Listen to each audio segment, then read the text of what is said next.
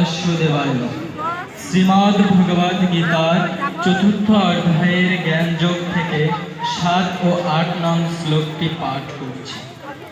যদা যদা হি ধর্মস্য গ্লানির্ভবতি ভারত অভ্যুত্থানমধর্মস্য তদাত্মাनं সৃজম্যহং পরিত্রাণায় সাধূনাং বিনাশায় চ দুষ্কৃতং ধর্ম সংস্থাপনার্থায় সম্ভবামি যুগে যুগে।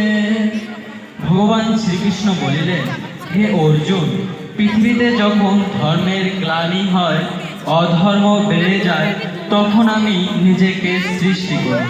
সাধুদের পরিত্রাণ, দুষ্কৃতিকারীদের দমন এবং ধর্ম সংস্থাপনার জন্য আমি যুগে যুগে অবতীর্ণ হই।